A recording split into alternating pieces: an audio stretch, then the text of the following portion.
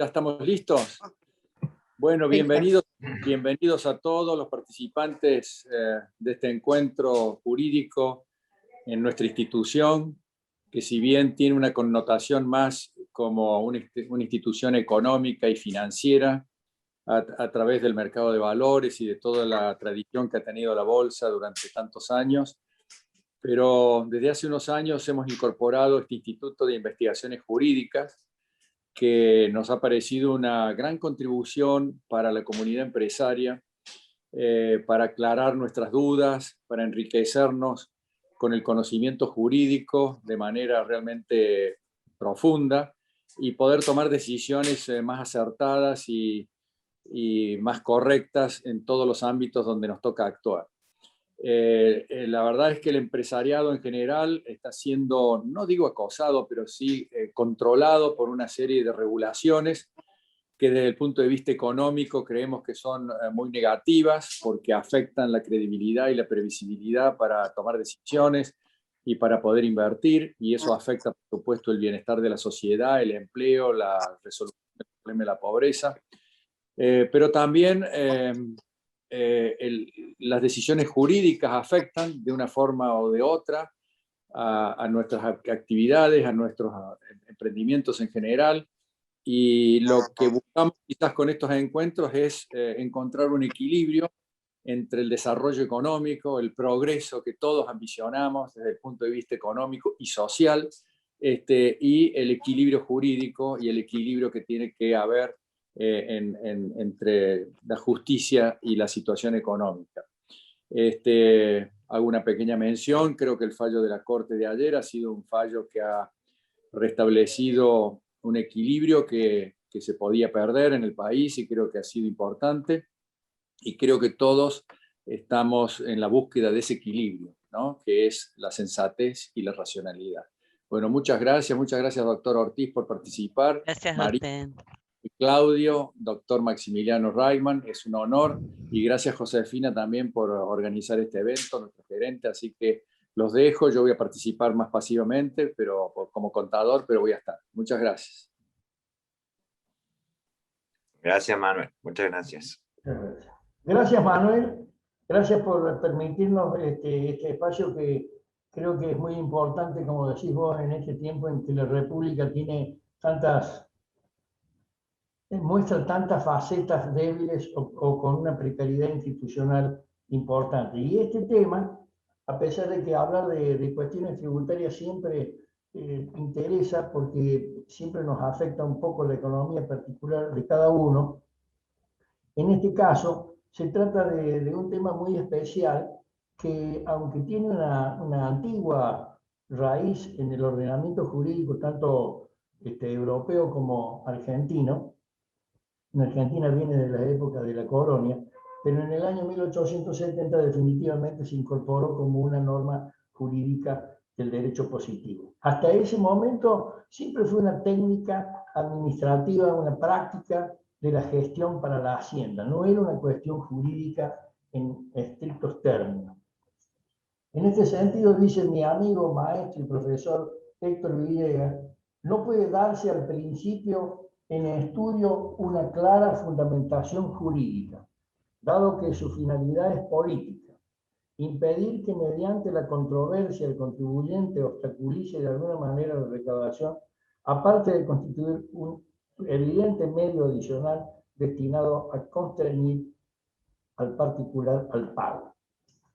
En este párrafo tan acertado, sintético y prolijo, Héctor Villegas nos dice, esto es de hace 40 años, así que no es novedoso, nos dice concretamente que se trata de una institución que deriva del ejercicio del poder y no del ejercicio de la libertad. Esto es lo que tiene que tenerse en cuenta para mí en cualquier análisis que abordemos sobre este tema.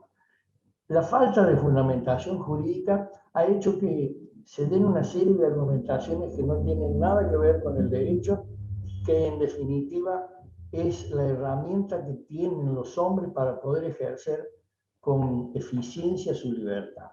El derecho está para limitar al poder y no a la libertad. El derecho está para constreñir al poder. Y este es un caso típico en el que el Estado, que crea el derecho por mandato popular, en definitiva se exime en algunos casos de someterse al derecho. El caso del Solver Repete tiene la particularidad que extingue el derecho de propiedad y después permite que se vuelva a hablar sobre si existió o no la obligación que fue ya extinguida. Esto es más o menos como la prisión preventiva o más o menos como el principio de no culpabilidad en el que se condena a alguien y después se le permite discutir. En una palabra, y volviendo al caso que trajo a colación Manuel del fallo que ha salido del corte en el día de ayer.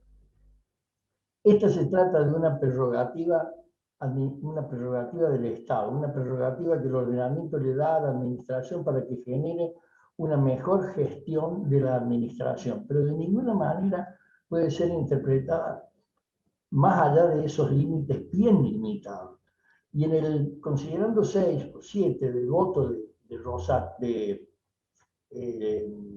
Lorenzetti, en el fallo de ayer, habla de dos cosas que me parece que son importantes para que tengamos en consideración en estas conversaciones. Primero, que el principio de no dañar al otro es general y abarca no solamente a nosotros los particulares que vivimos todos los días en la calle, sino también al Estado.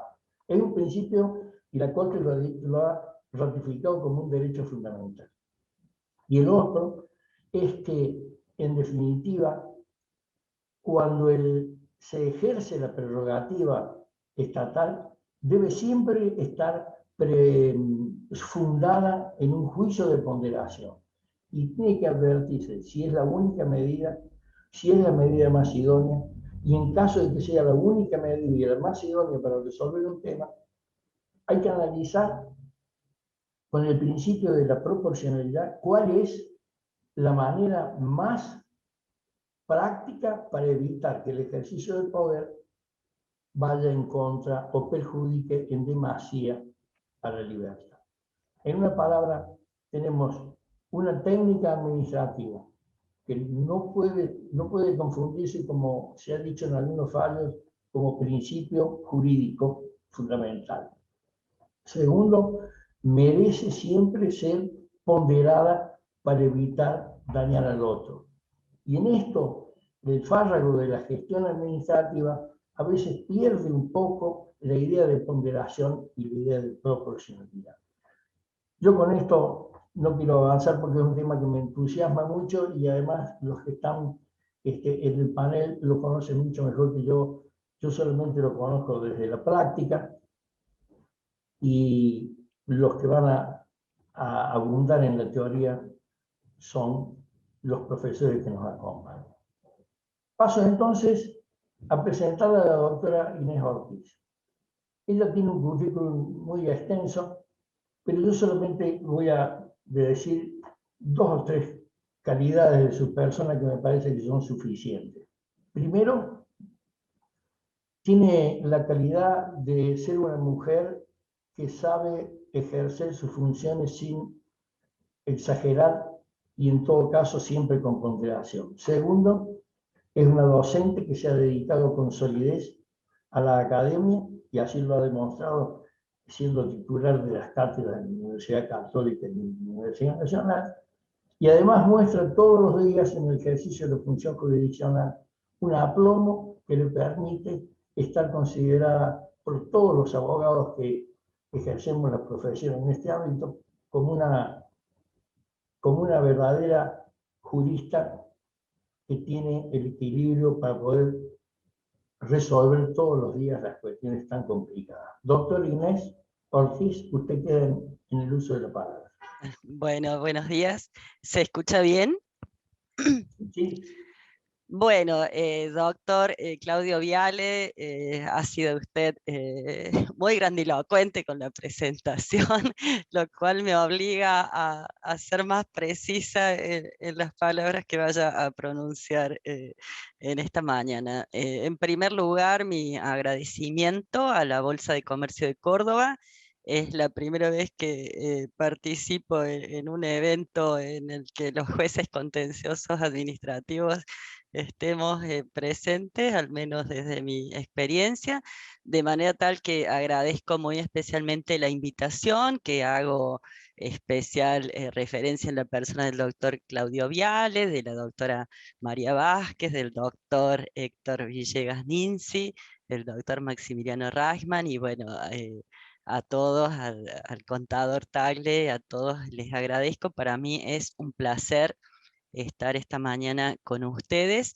Y hay un motivo que yo quisiera enfatizar de por qué es importante que estemos acá hoy reunidos, y que tiene que ver con algo que ya en nuestro modo de vivir y de vivir las instituciones no podemos dejar de lado, que es la interdisciplinariedad. Es decir, lo que cada uno tiene en sí mismo sobre una experiencia personal, la vuelca desde una mirada que debe ser integrada con las miradas de otros profesionales, y cuando de la economía y la interacción con el derecho se trata, esa mirada es muy importante y no podemos apelar a las autonomías conceptuales de cada ciencia para partir de esas autonomías postular verdades que siempre van a ser relativas. Un profesor italiano, D'Amelio, citado por García Belsunce en una obra tradicional del derecho financiero en la Argentina, dice que la autonomía es a la unidad como los radios a la esfera, de tal suerte que aquella no supone desintegración, sino parte del todo, de donde deriva que la autonomía de una rama del derecho no puede excluir ni ignorar a las demás, también autónomas, de las que necesita para vivir. Entonces, si vamos a abordar un tema como es la regla del solver repete, tenemos que considerar que en esta regla interfieren distintas disciplinas que no son solamente jurídicas, no es solamente el derecho tributario y financiero, no es solo el derecho administrativo, es también el derecho constitucional, es también las ciencias de la administración, es también la economía. Entonces, es una regla que sin lugar a dudas da para interpretarla y abordar su estudio desde múltiples enfoques. Yo quisiera leer el artículo 9 para que tengamos presente de qué vamos a hablar esta mañana, y con esta salvedad. El artículo 9 es el más largo de nuestro Código Contencioso Administrativo, y no solamente eso, es el más largo de todos los códigos procesales de la provincia, o sea que la extensión del artículo sin lugar a dudas que ya nos está anticipando la importancia que ha tenido para el legislador provincial su inserción en el código. El artículo 9 tiene una parte que yo la denomino histórica, la clásica consagración de la regla procesal del solver repete, y un añadido que vino a raíz de la reforma del Código Tributario Provincial, que moduló de manera diferente a la regla tradicional, sin derogarla, y entonces conviven hoy dos modalidades diferentes del solver repete, que genera una multiplicidad de aplicaciones prácticas. El artículo 9 nos dice: cuando el acto administrativo que motivase la demanda en su parte dispositiva ordenase el pago de alguna suma de dinero proveniente de tributos vencidos, el demandante no podrá promover la acción sin abonar previamente la suma referida conforme a la liquidación formulada por la administración. Y acá viene una coma que es muy importante y que dice: coma, excluida la parte que constituya multas, recargos e intereses. De manera tal que en su redacción original, que nos remontamos a la época del primer Código Contencioso de Córdoba, la 3897, del denominado Código de Baulina, ahí terminaba nuestra regla del solve et repete.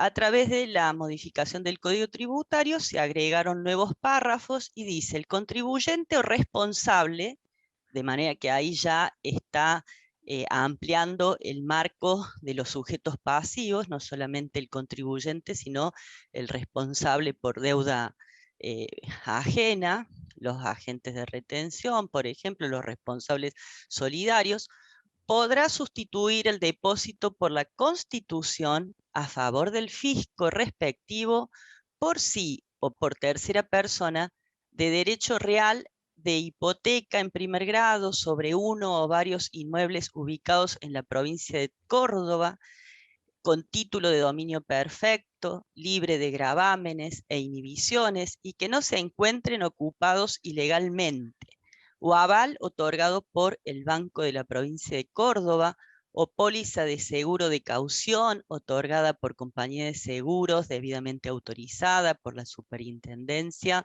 de Seguros de la Nación para otorgar este tipo de coberturas. El fisco involucrado, en forma semestral, podrá requerir la actualización del importe por el que se haya otorgado la hipoteca, aval o caución, conforme a índices oficiales cuando la suma quedara desactualizada en función de la coyuntura económica imperante. El atraso, falta de pago de la póliza, la omisión de renovarla si se produjera su vencimiento en el curso del procedimiento, o la negativa del contribuyente a actualizar los valores de la garantía, implicará sin más y de pleno derecho el automático desistimiento de la demanda instaurada. En todos los casos, la garantía es accesoria de los impuestos adeudados, su actualización, recargo, intereses liquidados a la fecha de pago, y si aquella resultare insuficiente, el fisco involucrado podrá perseguir el cobro de las diferencias insatisfechas con otros bienes que conformen el patrimonio del contribuyente o responsable. El tribunal evaluará las garantías constituidas por el demandante al momento de interponerse la demanda, pudiendo solicitar otras complementarias cuando a su juicio las mismas no sean suficientes para cubrir el crédito tributario. Bueno, sin lugar a dudas que no me equivocaba cuando decía que era la norma más extensa de un código procesal y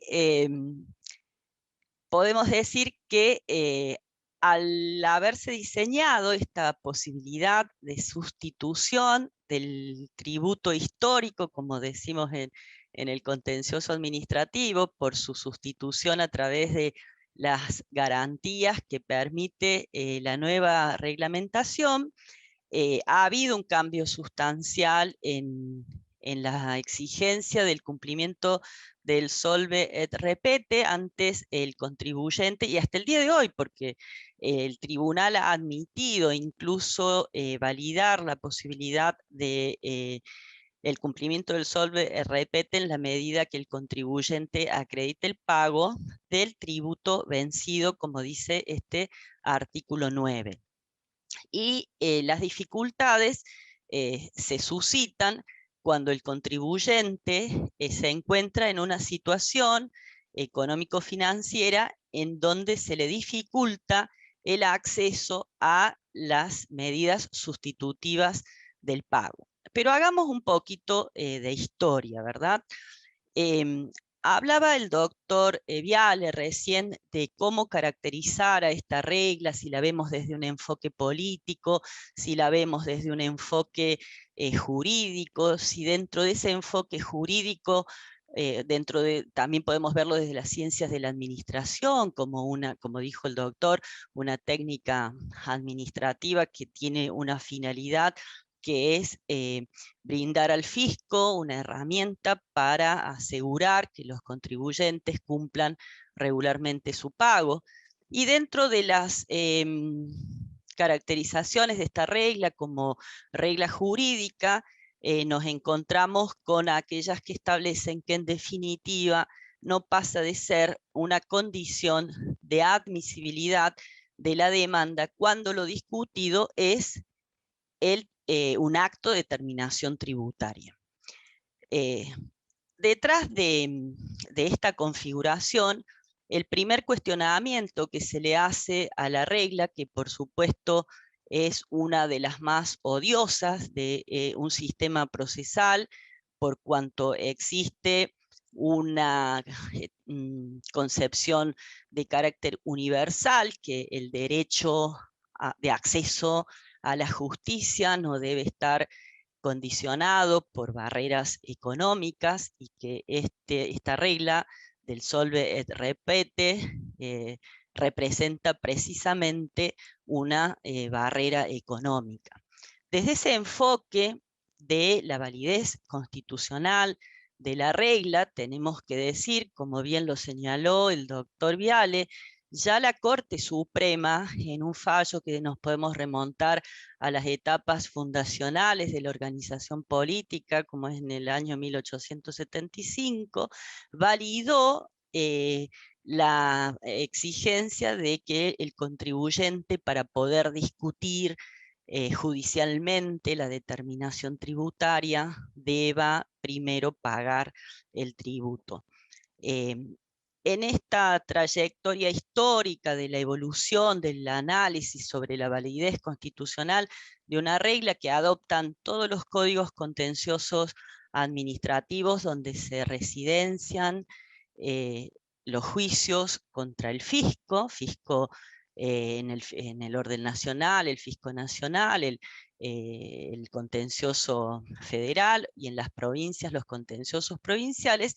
Desde esa evolución llegamos al año 1989 con un fallo, por supuesto, conocido por todos, que es Microómnibus Barrancas de Belgrano, donde la Corte sienta por primera vez ya en un fallo anterior a la reforma del 94, cuando se incorporan a través del artículo 75, inciso 22, los tratados de derechos humanos con jerarquía constitucional, y ahí tenemos la importancia de lo que es la Convención Americana de Derechos Humanos, que no en vano, si ya estamos situados en el artículo 8 de una convención, y ese artículo 8 consagra el derecho de las personas a un proceso justo, equitativo, por un juez independiente, con todas las garantías, advertimos que,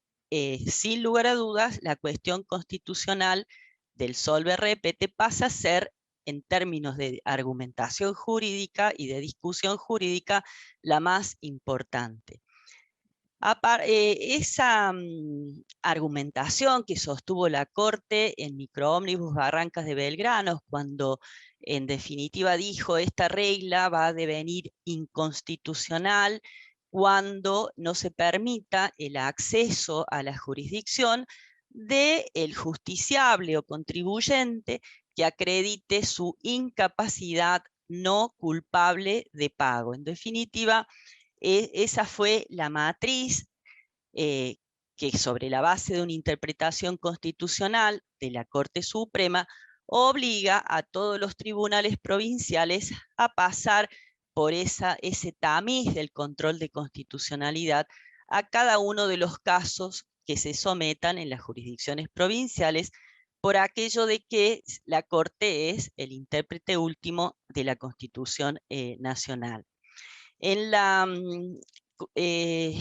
Llega a la Corte Interamericana un caso muy emblemático que pertenece incluso a la República Argentina, donde la Corte Interamericana condenó al Estado argentino por incumplimiento de la Convención Americana de Derechos Humanos, en el caso Cantos, referido a una expropiación de un propietario de una radio en la provincia de Santiago del Estero, donde para poder discutir la confiscación de sus bienes, se había establecido la tasa de justicia en una cuantificación vinculada a lo que son los valores en juego en cada conflicto, y allí la Corte Interamericana estableció que en función de las características fácticas de ese caso era imposible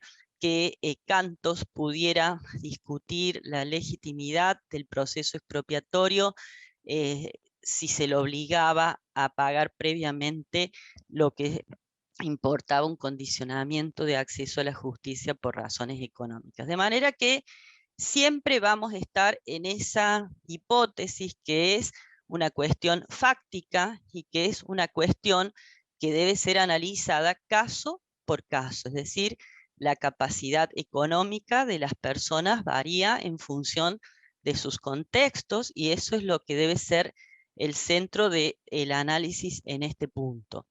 En el Tribunal Superior, el avance y la evolución de la jurisprudencia es muy interesante, muy rica, porque tenemos fallos de mucha importancia argumentativa, con la presencia del doctor Abad Hernando, y tenemos que distinguir esos fallos situándolos en dos marcos constitucionales diferentes, el texto constitucional de 1923 y la reforma provincial de 1987.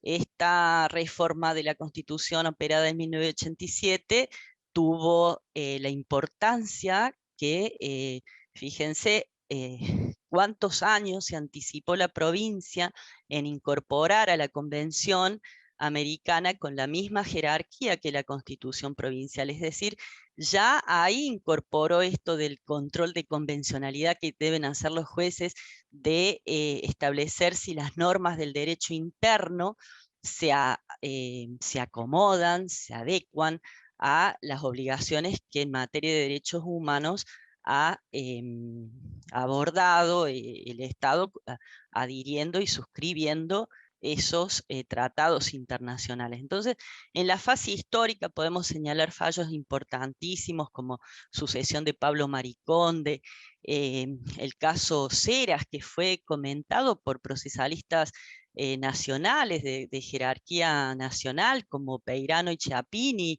en esa texto que está publicado en la revista El Derecho, vertiente procesal de la regla Solve Repete, y el propio Vidal Campos cuando escribió el principio fiscal del Solve Repete. Ya en vigencia de la Constitución del 87, hay un fallo señero que es empresa Espresso Parmigiani, donde esta empresa había solicitado su concurso preventivo y ahí estaba la imposibilidad de cumplir con el pago previo, ¿no? Desde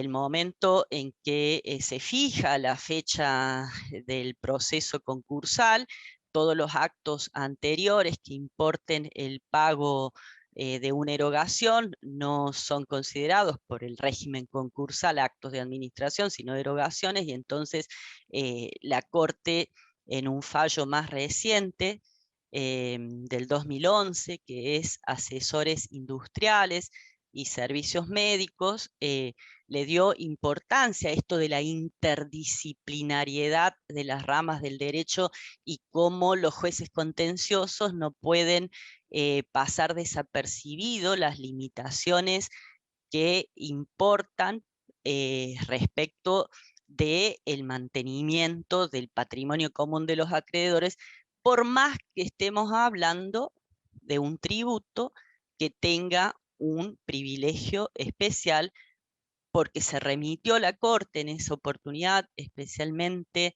en el caso de servicios médicos, a los límites sobre los cuales esos créditos tributarios privilegiados pueden ejecutarse. Entonces, este caso de asesores industriales y de servicios médicos importó por parte de la Corte admitir el recurso extraordinario federal.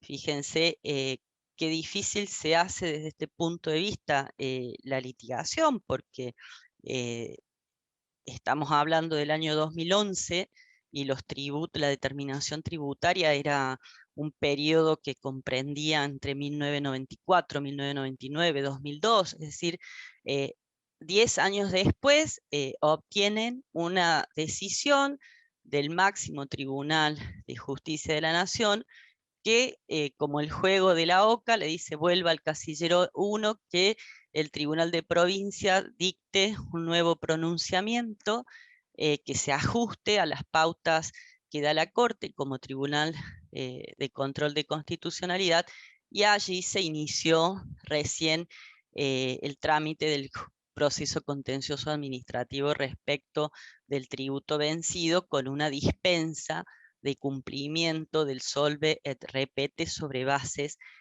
constitucionales, ¿no? Con posterioridad hay dos casos emblemáticos en los cuales el Tribunal Superior revocó las sentencias de la Cámara, que aplicaron de una manera tradicional la regla del solve et repete, que son el caso Cuco del año 2004 y el caso Canillas, que fueron en realidad contribuyentes unipersonales, no eran empresas, sociedades anónimas. Estábamos hablando, el señor Cuco es una persona que en el año 1994, ¿no?, en ese periodo, en las previas de la crisis del 2001, no tuvo mejor deseo que ir a competir a Río Cuarto con el mercado del helado, y ponerse una fábrica de helados con aproximadamente 50 empleados en toda la organización empresarial. Y las dificultades económicas sobrevinieron por varios motivos, una de ellas la crisis del 2001, y la provincia le efectuó una determinación tributaria de oficio complementaria a su declaración jurada, y ese monto de determinación era de imposible cumplimiento por parte de Cuco en el momento en que era exigible el pago de ese tributo. Entonces, en Canillas, también un contribuyente particular, el Tribunal Superior aplicó la misma regla desde la perspectiva del mismo análisis, repito y enfatizo, de las circunstancias fácticas del contribuyente. Es decir, cuando hablamos de la regla del solve repete, no hay generalizaciones, sino que es el caso por caso, ¿sí? Después hubo otros casos emblemáticos, porque hay un dato indicador, ¿verdad? Primero que uno puede medir las dificultades económicas de la economía y del sector de los contribuyentes en función del incremento de las demandas contencioso-administrativas, ¿verdad? Nosotros tuvimos un elevado incremento de causas tributarias en el periodo 2000-2005, por supuesto, en función de lo que significa agotar la vía administrativa hasta llegar a la interposición de la demanda, y podemos visualizar que esos indicadores, que los asociamos al número de demandas tributarias, se está dando, por supuesto, en estos momentos, con la particularidad de la reforma del Código Tributario, ¿sí? ¿En qué ha variado la jurisprudencia? Yo no soy pesimista, soy optimista por naturaleza y convicción, y trato de serlo también en acción optimista, ¿no? En primer lugar, ha habido en las cámaras, con motivo también de un recambio de integración y la creación de una cámara nueva también, ha permitido interpretaciones del solve repete que están vinculadas ya a esta redacción del texto que acabo de leer. Y se han dado pasos importantes porque tendríamos que analizar cómo es que opera esta regla del solve repete, si tengo que pedir una dispensa, plantear la inconstitucionalidad, o si en la demanda tengo que pedir la medida cautelar típica, que es la suspensión de los efectos del acto de naturaleza tributaria. La regla funciona de las dos maneras, es decir, la jurisprudencia de las cámaras habilita a que los contribuyentes puedan plantear la dispensa de la regla del solve repete, o bien, en su caso también plantean la inconstitucionalidad, con todos los argumentos que hemos repasado desde el enfoque constitucional, o directamente piden la suspensión de la ejecución de los actos administrativos. Sobre qué naturaleza jurídica tiene la regla del solve repete fue cambiando en el tiempo, porque algunos consideraban que era una condición de admisión de la acción, o sea que bastaba que el contribuyente no acreditase el pago o su sustitución para declarar casi automáticamente y de una manera difícil de revertir a través de instancias recursivas la inadmisibilidad de la acción. Inadmisibilidad de la acción, es decir, presupuesto de la acción no se cumple, se declara directamente inadmisible la acción y el contribuyente tenía que apelar al Tribunal Superior esa medida para poder intentar la revisión de esta decisión que no levantaba las barreras de acceso a la jurisdicción. Con posterioridad a eso, se establece que en realidad la regla del solve repete es condición de admisibilidad de la demanda. Y si es condición de admisibilidad de la demanda, el contribuyente tiene la posibilidad de subsanar esa falta de un requisito, y así lo resolvió el Tribunal Superior de Justicia en la Asino, ratificando esta doctrina de empresa Parmigiani, y deja sin efecto las decisiones de las cámaras cuando establecen sin más que la causa no puede ingresar al control judicial de los tribunales contenciosos administrativos, y establece en cambio la posibilidad de que el contribuyente cumpla con la regla del solve repete a través de cualquiera de los medios de sustitución del pago, ¿verdad?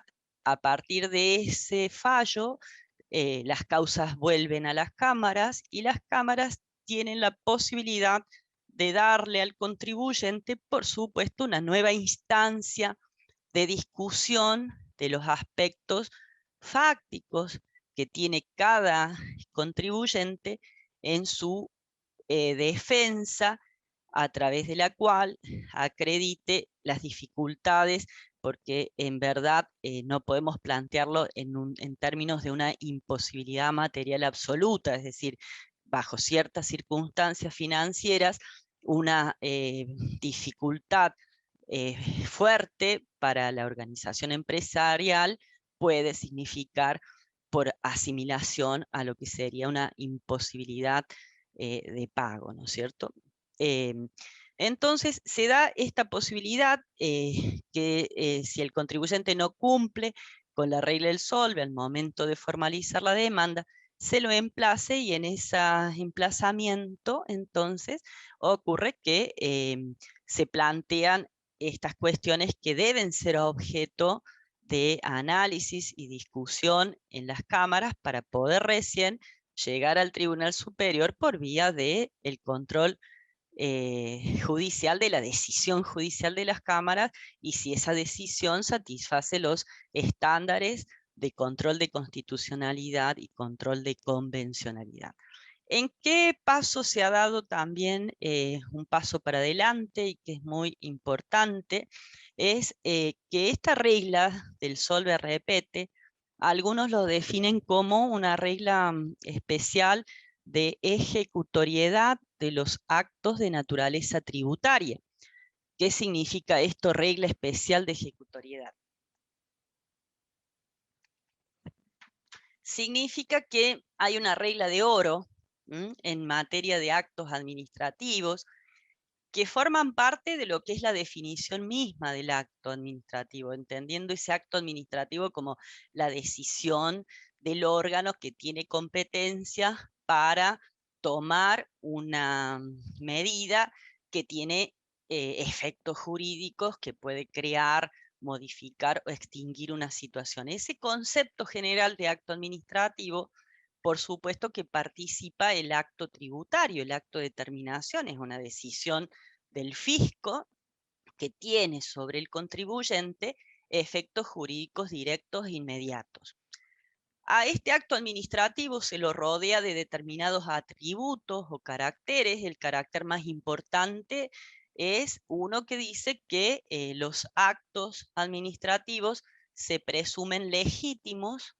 Esta es una presunción juris tantum que debe ser destruida a través del agotamiento de la vía administrativa y a través de su juzgamiento judicial, y que a partir de ese atributo al que se le suma que los actos administrativos son inmediatamente ejecutorios por la propia administración, entonces al momento de juzgar un acto administrativo, el sistema jurídico debe posicionarse en que en principio goza de la presunción de legitimidad y su consecuencia inmediata, la inmediata ejecutoriedad.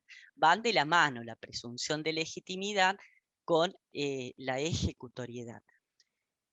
En este punto es donde más colisiona, es decir, la mayor tensión de la que hablaba el doctor Viale entre libertad y poder público, entre administrados y administración, porque en definitiva la administración está dotada de esta potestad, de esta prerrogativa de exigir el pago inmediato del tributo. ¿Cómo enervar la regla de la ejecutoriedad inmediata? A través de las medidas cautelares. De acuerdo a la gravedad y a los supuestos que puedan plantearse, esa regla de la ejecutoriedad podrá ser enervada a través de una acción de amparo en el ámbito de la Corte Suprema de Justicia de la Nación. Es muy interesante la doctrina que se ha desarrollado a partir de las causas que llegan por vía de recurso extraordinario federal en materia de amparos. Otro supuesto interesante en el que la Corte entiende en competencia originaria son las denominadas acciones declarativas de certeza, que son aquellas acciones que permiten el control directo de constitucionalidad y que bajo el respeto y el resguardo de los supuestos en los que la Corte tiene competencia originaria, porque ustedes saben que si uno tuviera la posibilidad de elegir interponer la demanda en una cámara ordinaria y directamente ir a la Corte, obviamente que la elección va a ser a favor del camino más corto. Entonces, la Corte tiene un grifo que abre y cierra en función del decreto nacional que regula su competencia originaria, y entonces admite, cuando se trata de ciudadanos de diversas provincias, admite una serie de acciones en competencia originaria. También tenemos que tomar en consideración por qué existen tantas provincias, no son tantas, pero son emblemáticas, que tienen un alto nivel de litigiosidad en la Corte a través de esta acción del 322 del CPC de la Nación. Es decir, podríamos hacer un simple estudio estadístico y a partir de ese estudio estadístico hacer un análisis cual y cuantitativo de por qué hay tantas causas en competencias originarias en el día de hoy. Y ese dato es un dato absolutamente público, es tan simple como poner en el buscador de jurisprudencia de los juicios de la Corte provincias y asociar a lo que es materia tributaria. Entonces, hay fiscos que tienen un alto nivel de litigiosidad en la propia competencia originaria de la Corte, y eso, por supuesto, que no deja de ser una preocupación para la propia Corte, en lo que es la organización de su agenda de trabajo. Entonces decíamos que para enervar esta regla de ejecutoriedad tenemos que intentar las acciones procesales que sean las que correspondan. Y en Córdoba, la acción para discutir el tributo es, por supuesto, la acción de plena jurisdicción, porque el contribuyente que está discutiendo un error en la determinación del monto del tributo es titular de lo que nosotros decimos un derecho subjetivo, que da lugar a esta acción que se llama de plena jurisdicción, porque el tribunal en la sentencia tiene la máxima capacidad para decidir. No quiero abusar del tiempo, quiero llegar a la medida cautelar. La medida cautelar, tenemos un artículo 19 que establece que solo en la demanda se podrá solicitar la suspensión de los efectos del acto, siempre que se acredite el grave daño al interesado y que de la suspensión del acto no se derive un perjuicio al interés público. Entonces, ahí es donde está la fricción permanente entre los derechos de los particulares y la administración, esta disputa continua entre el derecho, el interés público y el interés del particular. Tradicionalmente se aplicaba una regla de que los actos, la Corte misma la elaboró, la regla de que en la regularidad de la percepción de los impuestos está comprometido el interés público en que el Estado pueda cumplir sus fines institucionales. Entonces ahí esa regla hace que ya, si nos situamos en ese plano, bajar a la posibilidad de una excepción exigiría al menos que este acto que estamos impugnando tenga visos de una fuerte ilegitimidad. Y ocurre que para determinar esa fuerte ilegitimidad en la etapa previa, en la etapa inicial, en una fase cautelar, no permite a los tribunales más que desarrollar lo que se llama un juicio de mera probabilidad, es decir, hay determinadas circunstancias que hacen que sobre la base de las reglas de derecho que son aplicables se pueda apreciar prima facie, es decir, preliminarmente, provisionalísimamente, que este acto no goza de esa presunción de legitimidad y que por tanto le permite al tribunal ordenar cautelarmente la suspensión de la ejecutoriedad de ese acto. Con esa decisión, el abogado pide la copia, ahora ya la puede bajar del SAC automáticamente certificado, la lleva al juzgado de ejecución y si no llega tarde, solicita al tribunal de ejecución que suspenda la ejecución tributaria del acto que está siendo impugnado y revisado en el proceso contencioso administrativo. ¿Qué ha ocurrido? La jurisprudencia nos ha demostrado que hay casos en los que las pretensiones de acceder a una medida cautelar suspensiva no han estado bien fundadas, es decir, las dificultades económicas las tienen que probar los contadores, el contador del contribuyente, el contador de la empresa es el que tiene que hacer un informe para que ilustre al tribunal sobre los errores que tiene esa determinación tributaria y cómo repercute perjudicialmente para el giro empresarial la exigibilidad jurídica de ese tributo. una pretensión cautelar que no esté avalada por un informe de esas características hace que los tribunales apliquen un control de admisibilidad formal de la medida cautelar y la desechen. Entonces es importante que la medida cautelar esté ella misma fundada en lo que es la matriz que viene dada por la doctrina de la Corte Suprema sobre la dispensa basada en las dificultades de pago, ¿verdad?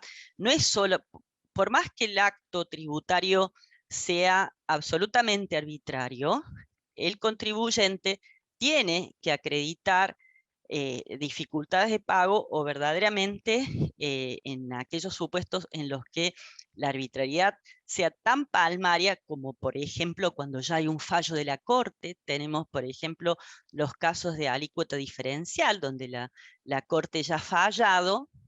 Entonces, ese fallo de la Corte pasa a ser, para los tribunales provinciales, el humo de buen derecho a los efectos de analizar este juicio de probabilidad, de fuerte probabilidad, que hace que se pueda conceder al contribuyente la posibilidad de discutir sin el pago previo o al menos avalando el pago a través de los medios que dan. El problema es que cuando las dificultades económicas son fuertes, fundadas y sólidas, nadie accede a un crédito, a un aval, y el seguro de caución, a veces los gastos no son, dependerá del monto del tributo para que la empresa pueda asumir el costo del seguro de caución. Entonces, ahí es donde tenemos una dificultad que obviamente no es de índole jurídica, es de índole económico-financiera, ¿sí? La jurisprudencia ha dado un paso adelante, y este paso adelante es interpretar la regla del artículo 19 con un criterio más flexible, con un criterio más morigerador de la exigencia del pago, y que es que el contribuyente pueda pedir la medida cautelar no solamente al momento de interponer la demanda, lo que le permite jugar en ese espacio de tiempo que va entre la interposición de la demanda contencioso administrativa y la ejecución que pueda llevar adelante el fisco en los tribunales de ejecución fiscal. Esto ha sido muy importante, no es un criterio unánime, tienen que saberlo. El doctor Sánchez Javier, con quien integramos la Cámara 2, fue los que sentamos esa posibilidad en un sentido más amplio, porque también acá lo que hay que analizar es lo que se llama una práctica administrativa fiscal, ¿verdad? Por ejemplo, en el ámbito del Tribunal de Disciplina de Abogados, es una regla de oro no escrita, pero sí observada por el Tribunal de Disciplina de los Abogados, no ejecutar la medida sancionatoria a los profesionales que han sido sancionados por sus comportamientos éticos deontológicos hasta que no quede firme a través de la revisión judicial. Esa es una práctica administrativa, ¿no es cierto? Porque si aplicásemos ciegamente la regla de la ejecutoriedad, el tribunal podría ejecutarla, pero hace un análisis de ponderación o de valoración, y ahí es donde el equilibrio lo encuentra en diferir la ejecución al momento en que la sentencia quede firme. Bueno, hay razones de administración, ¿no es cierto?, de las ciencias de la administración que están tan vinculadas al derecho administrativo, y podemos observar que esa práctica, obviamente, opera de manera diferente cuando estamos en presencia de actos de naturaleza tributaria. Las circunstancias de tiempo, modo y lugar son los contextos sobre los cuales los tribunales tienen que dictar textos. Y los textos sin contexto son siempre pasibles de ser injustos, y bueno, creo que tenemos que avanzar sobre una visión amplia, integrada, interdisciplinaria y sobre todo situada en la realidad. Muchas gracias.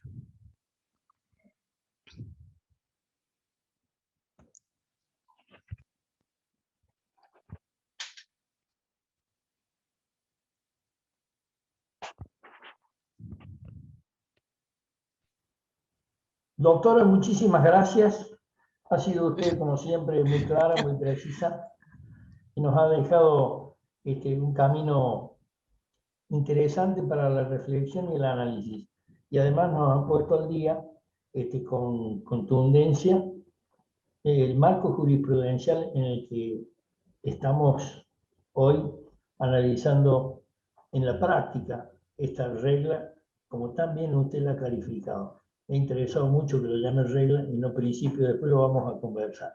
Bueno, yo les digo a todos los presentes que las preguntas las vamos a dejar al final, porque seguramente algunas inquietudes que pueda haber presentado la doctora pueda estar siendo analizada o abordada por alguno de los conferencistas que siguen. Y para aprovechar el tiempo, paso muy rápidamente a presentarlo al doctor Maximiliano Reichmann, que tiene la suerte de estar en esta materia que es tan interesante, tan activa y tan actual.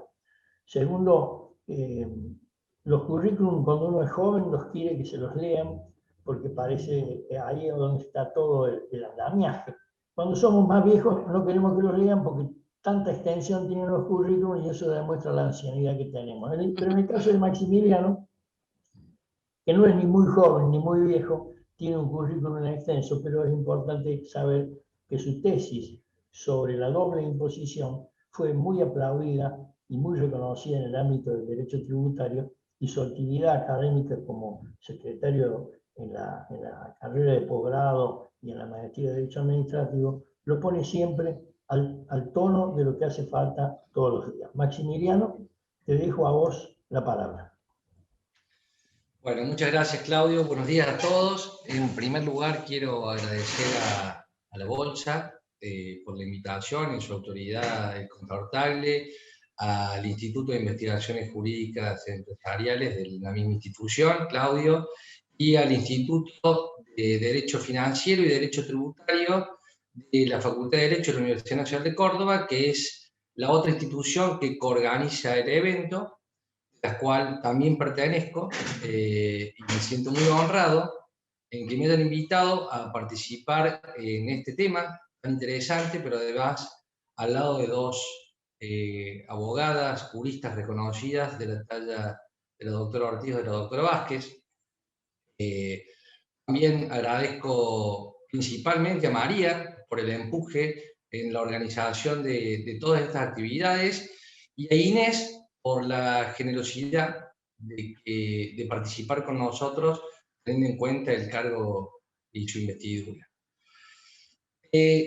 Mi posición en esta charla es poner simplemente un estado de situación desde el lugar de abogado litigante, que claramente ya no soy tan joven, como dice Claudio, y además aprendí durante un tiempo que lo que somos es simplemente ser abogados, los que estamos por lo menos en mi lugar, o lo que pretendo ser. Esta situación es el siguiente, voy a remitirlo al título de la jornada, es el solve repete y la tutela judicial efectiva. Básicamente, remitiéndome a lo que en su momento dijo el doctor Viale, como dijo la doctora Inés Ortiz, es primero establecer qué es el solve y cuáles son las consecuencias o implicancias que derivan de este instituto. Porque podemos encontrar el solve repete como una prerrogativa procesal o un requisito formal.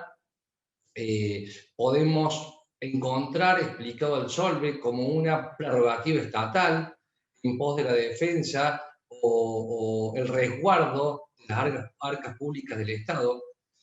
Podemos encontrar en el solve un fundamento netamente recaudatorio, y ahí intentar llegar a entender lo que dijo en su momento el doctor Viale en cuanto a que esto fue una creación más económica que jurídica. En definitiva, no podemos negar que el SOLVE existe y mucho antes incluso de la creación de nuestro país como república. Podemos encontrar principios del pago previo e incluso en el propio Imperio Romano. Claramente en el resguardo del arca pública o del tesoro. Ahora bien, este SOLVE principalmente indica que todo aquel que quiera discutir o procurar la revisión de un acto de determinación tributaria debe primero, obviamente ante el Poder Judicial, debe primero pagar dicho tributo, el tributo deudado. Hoy, de acuerdo a lo que nos ilustraba la doctora Ortiz, se encuentra ya desde hace unos años, más precisamente incluso el año 2002, morigerado a través de la posibilidad de acompañar una caución, un aval bancario o alguna garantía real de hipoteca o prenda con el fin de sustituir el tan mentado principio o regla. Ahora bien, en primer lugar, debo hacer hincapié en que nos estamos situando en una posición donde un contribuyente o un responsable que procura la revisión de un acto administrativo que considere injusto o considere ilegítimo, deba previamente abonar el mismo con el fin de garantizar su cumplimiento. O deba recurrir en el mismo acto a hacer un análisis cautelar demostrando fácticamente la imposibilidad de su pago para poder acceder al propio Poder Judicial. Previo a ahondar mucho más en esta situación, advertimos que el derecho administrativo en sí mismo constituye un régimen exorbitante, el cual se concreta por un sistema integrado, como decía el doctor Viale y la doctora Ortiz, de prerrogativas y garantías. Prerrogativas a favor del Estado, garantías a favor de los ciudadanos. Y estas prerrogativas inicialmente, o dentro de las prerrogativas inicialmente que encontramos estatales, son la autotutela declarativa y la autotutela ejecutiva, que, como dijo la doctora Ortiz, van de la mano. En principio, el Estado, o al Estado se le permite crear situaciones jurídicas subjetivas a través de actos administrativos, los cuales se presumen legítimos. Se presumen legítimos en virtud de los cuales, por una presunción juris tantum, se presumen que se han dictado de conformidad con el ordenamiento jurídico, la Constitución Nacional, los tratados internacionales que encuentran la misma jerarquía que la Constitución, los principios generales del derecho y la demás normativa que compone dicho ordenamiento. Pero de la mano va la prerrogativa de la autotutela ejecutiva, es decir, la propia ejecutoriedad del acto. Esto es lo que permite concretar en la realidad, por parte del Estado, la práctica del acto administrativo digno. En materia tributaria, el acto administrativo no es más ni menos que la resolución de determinación de oficio de un tributo, luego de ser llevada adelante la función administrativa estatal. Es decir, va a ser el Estado, en ejercicio de la función administrativa, el que determine la existencia de una obligación tributaria en cabeza de un responsable y por cuánto existe esa obligación. Por otro lado, como del otro lado de las prerrogativas encontramos las garantías, y las garantías de las cuales hablamos de los ciudadanos, en parte, con relación al SOLVE como prerrogativa, encontramos la garantía de suspensión de los efectos del acto, o la cautelar de la solicitud de suspensión de los efectos ejecutorios del acto. Pero también, como garantía propia de los hoy contribuyentes o responsables, podemos hablar principalmente de la tutela judicial efectiva y de la seguridad jurídica. Cuando hablamos de tutela judicial efectiva, hablamos del acceso irrestricto a una revisión por parte del Poder Judicial de cualquier acto o circunstancia que uno considere controvertido en sí mismo. Y cuando hablamos de seguridad jurídica, hablamos de la previsión que tiene debe tener cualquier persona, o el acceso a la previsión que puede tener cualquier persona, a elegir la realización de una determinada conducta, conociendo de antemano los efectos jurídicos que dicha conducta va a conllevar. Y esto presupone, desde luego, que aquella persona que tenga o que decida acceder a la revisión del Poder Judicial sepa los efectos que esto va a conllevar. Básicamente voy a distinguir en primer lugar la potestad tributaria de la función administrativa. La potestad tributaria, ¿en qué redunda? En el ejercicio por parte del Poder Legislativo la función de crear tributos. Es el legislador quien escoge una actividad o una situación de relevancia económica para gravarla con un tributo, con una finalidad específica. La finalidad es que financiar los gastos que el Estado asume para el cumplimiento de sus fines. Dicho de otra manera, podemos decir que recauda los tributos con un fin de el bien público o de satisfacción de bienes públicos. Para eso, el Estado, luego del ejercicio de la potestad tributaria, debe ejercer la función administrativa. Y cuando digo debe, es porque la administración tributaria se encuentra sometida a la legislación. No tiene función de discrecionalidad con relación a la recaudación de tributos. Está obligada a recaudar los tributos. Esto transforma el derecho administrativo en un derecho de equilibrio o de coordinación entre las prerrogativas y las garantías. Esto lo hablo desde un lugar claramente de prudencia. Hablar pura y exclusivamente de garantías en desmedro de las prerrogativas estatales es realmente problemático y peligroso, como hablar únicamente de prerrogativas en desmedro de las garantías también lo provoca. Y para eso encontramos el Poder Judicial, que en definitiva es el último resorte, que va a mantener o procurar mantener este equilibrio entre prerrogativas estatales y garantías de los ciudadanos. Haciendo un poco de raconto, de historia, y previo a hablar de otros principios que limitan esta potestad tributaria y la función administrativa, podemos hablar del principio de reserva de ley, principio de legalidad, principio de no confiscatoriedad, principio de igualdad, de razonabilidad, de capacidad contributiva, de la misma tutela jurisdiccional o tutela judicial efectiva, entre otros que últimamente constantemente venimos escuchando en cuanto al supuesto o no avasallamiento por parte del Estado en materia de cargas públicas o de tributo en sí mismo.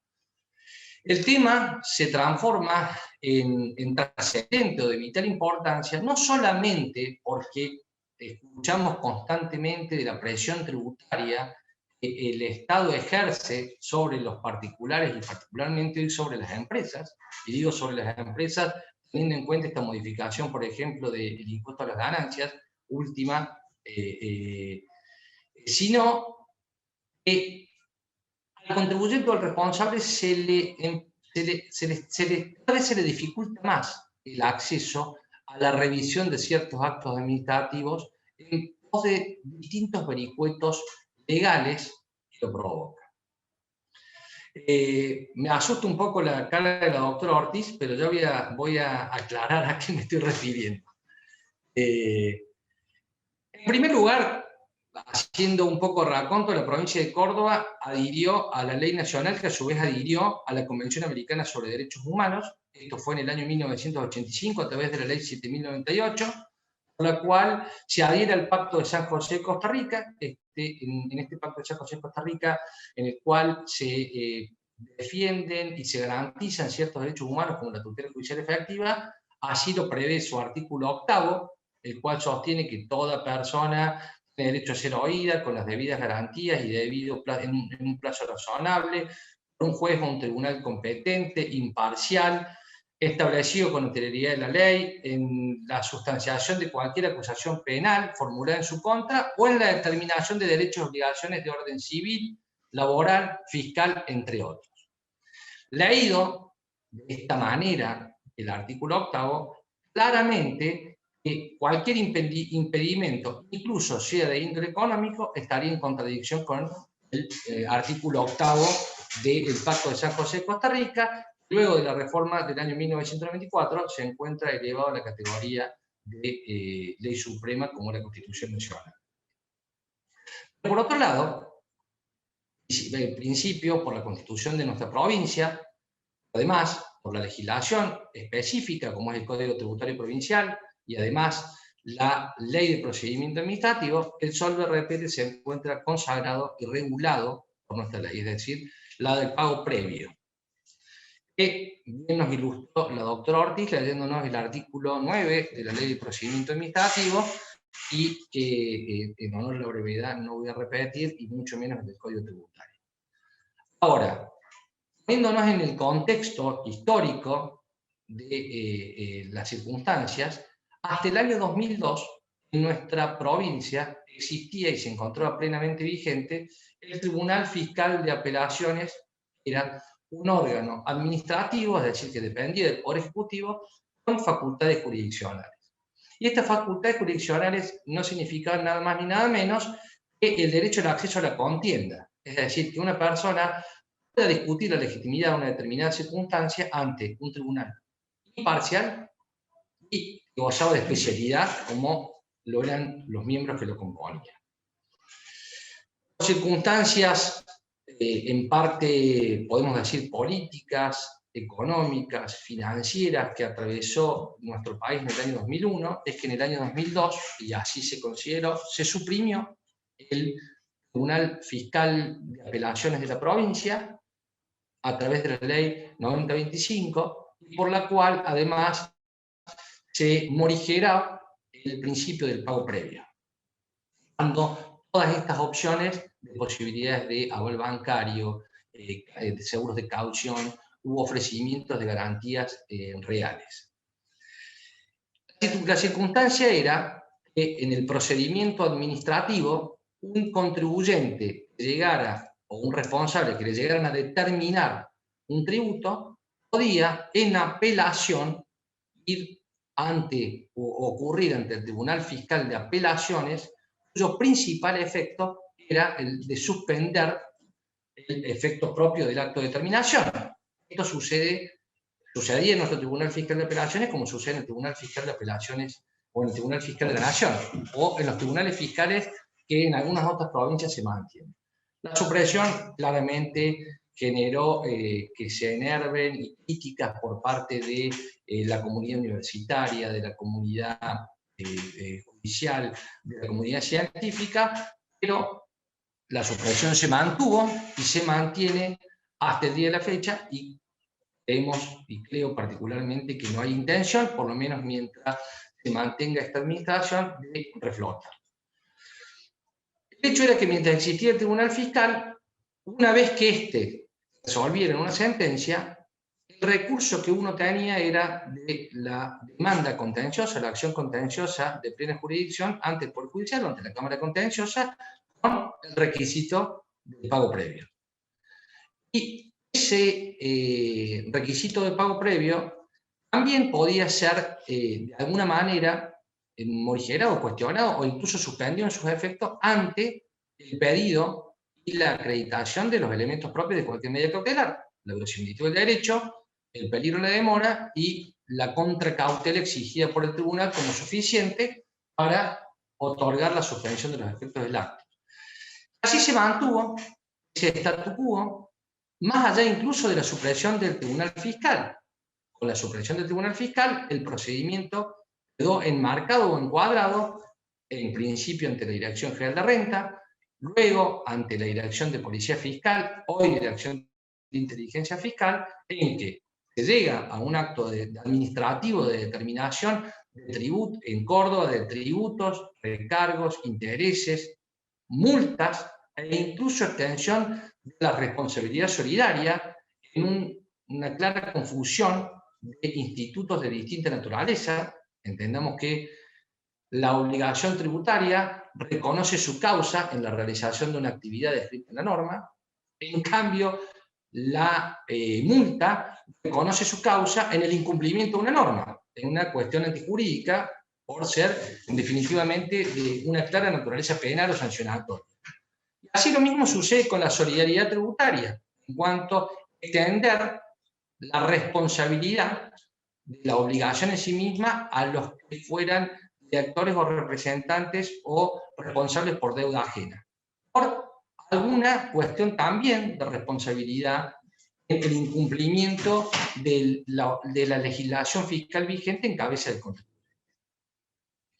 Es así que el procedimiento para agotar la vía administrativa en la actualidad determina que uno recurre de reconsideración ante la misma administración, que es juez y parte, luego queda habilitado para acceder al Poder Judicial a través del pago previo por la demanda contenciosa. Así se mantuvo. ¿Mantuvo por qué? Porque se consideraba discutir un acto administrativo en cuanto a su legitimidad, solicitando la suspensión de los efectos del mismo. Por esta presunción de legitimidad lleva de la mano la ejecutoriedad del acto. Ahora bien, el problema surge cuando se dicta la Ley 9024. La Ley 9024 es aquella que crea los tribunales de ejecución fiscal, en la cual se establecen, entre otros, ciertos requisitos de habilidad del título.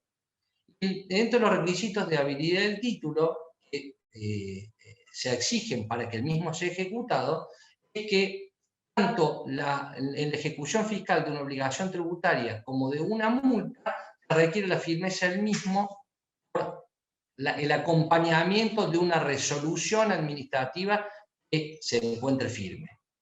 Y cuando hablamos de que se encuentre firme, decimos que la misma tiene que ser ya inmutable o irrevisable por haber agotado todas las instancias recursivas. Y aquí es donde se complica o encontramos la contradicción en nuestras circunstancias, y que lamentablemente, debo reconocer, una vez más se pone en cabeza del Poder Judicial el análisis o el pedido de solución de este manto de contradicción o de oscuridad, circunstancias que a una velocidad para algunos más lenta, para otros no, de a poco va la jurisprudencia moldeándolo, pero hasta hoy se advierte que no se encuentra solución. ¿Por qué? Porque nos encontramos con una norma que supedita la ejecutoriedad del acto administrativo tributario, que determina tributos e impone recargos y sanciones a la firmeza de dicha resolución. Por otro lado, encontramos exigencia del SOL-RPT como condición de admisibilidad de la demanda contenciosa administrativa. Hoy se encuentra sustituido por medios de garantía del crédito. Acciones de ejecución fiscal que no se inician por no cumplirse la mentada firmeza. Excepciones de prescripción que proceden considerando que el acto administrativo es ejecutorio respecto de la determinación de tributos. Acciones de ejecución fiscal que se inician y se excepcionan por inhabilidad de título. Suspensiones de actos que proceden y otras que no, por diferentes causales. Algunas denegadas por exigencias instrumentales y otras que no se flexibilizan los requisitos de procedencia. Solve en acción contenciosa administrativa y trabas de medidas cautelares en el cobro ejecutivo. Solve que resulta requerido incluso cuando la materia de discusión resulta la responsabilidad solidaria, y suspensiones que proceden también por dicho rubro por su naturaleza represiva. Voy a ir cerrando para dejarle el lugar a María, que va a ser la que nos ilustre y en definitiva termine poniendo la posición desde el lugar del abogado, en dar un ejemplo práctico a analizar una empresa que se le determina particularmente el impuesto sobre los ingresos brutos, se determina el no haber abonado el impuesto sobre los ingresos brutos, a la cual además se le imponen las sanciones, se le extiende la responsabilidad a los directores de la sociedad, o se le procura a través del acto administrativo extender la responsabilidad, y además se le impone una sanción de multa,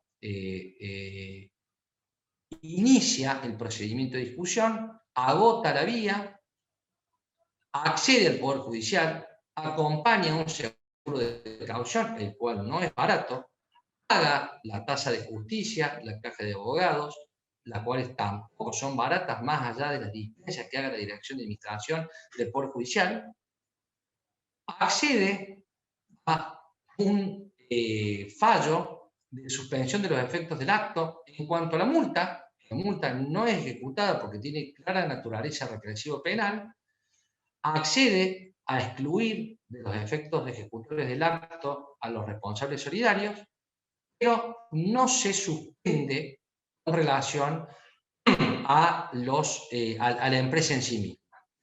Así, la propia administración inicia la ejecución fiscal. La inicia porque si están acogiendo las excepciones de prescripción, se presupone entonces que el acto es ejecutorio. Acá echemos un manto de equilibrio y veamos dónde encontramos las contradicciones. En el marco de la ejecución, la empresa plantea la prescripción de un periodo y plantea la inhabilidad de título.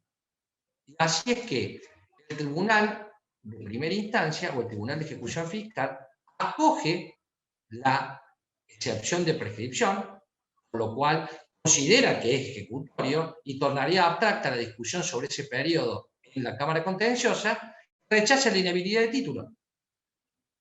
Al rechazar la inhabilidad de título, entonces establece que la firmeza requerida en el artículo 5 de la Ley 9024 no lo es con relación a la determinación del tributo, pero sí con la multa, en un sentido de que el legislador habría dicho más de lo que quiso decir.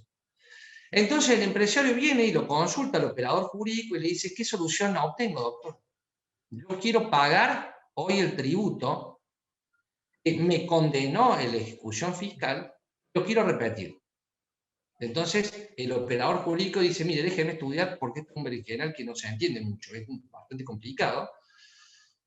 Y le dice: mire, la repetición, si nosotros pagamos en la ejecución fiscal, la jurisprudencia dice que debe hacerse en el juzgado de primera instancia, porque así lo establece la ley 9024. Pero me dice: ¿cómo? ¿Yo tengo que volver a pagar tasa de justicia, caja de abogados, por la repetición de un tributo que aún estoy discutiendo de legitimidad en la Cámara Contenciosa? No lo puedo pedir en la Cámara Contenciosa. Y bueno, hay que hacer el análisis de cómo lo acomodamos en la Cámara Contenciosa, pero evitar ya salir del régimen o del procedimiento sentado en la ejecución fiscal. Quiero decir con esto que claramente la administración se encuentra en su accionar avalada y obligada por la ley. Y que claramente el Poder Judicial en su recepción debe hacer equilibrio a este tipo de contradicciones y analizar, en su caso, las prerrogativas y las garantías establecidas. Bueno, en definitiva, todo esto redundaría en una cuestión de política tributaria que debe ejercer el Poder Legislativo, porque quizás con una simplificación normativa esto se podría solucionar. Yo espero haber sido suficientemente gráfico y claro de situar el planteo del problema para poder escuchar a la doctora Vázquez en lo que ella considere justificarlo o atacarlo. Muchas gracias.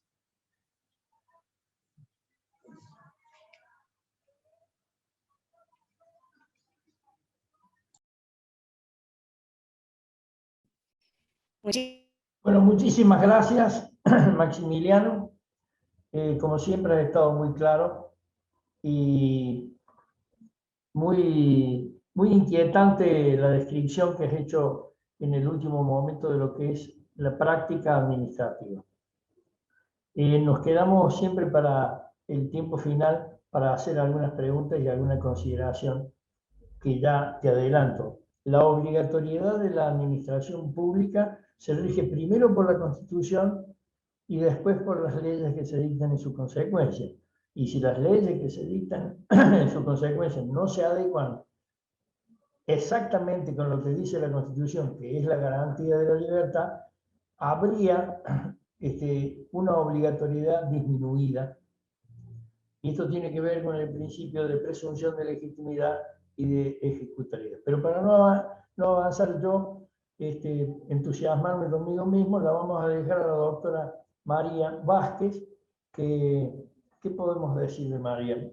Que además siempre está muy bien presentada porque tiene una sonrisa continua, se ha dedicado mucho al derecho tributario, ha trabajado en Buenos Aires en un estudio muy importante, es profesora de la materia en la Universidad Católica, es miembro del Instituto de la Universidad Nacional. Así que María, cerrando lo del currículum, queremos escucharte y empezamos contigo. Bueno, Claudio, muchísimas gracias. Con relación al currículum, hay algo que vengo diciendo hace un tiempo, que considero que es uno de mis mayores logros, que es que estoy casada hace 22 años y tengo 3 hijos, además de todo lo académico y profesional, que bueno, que es mi mayor orgullo.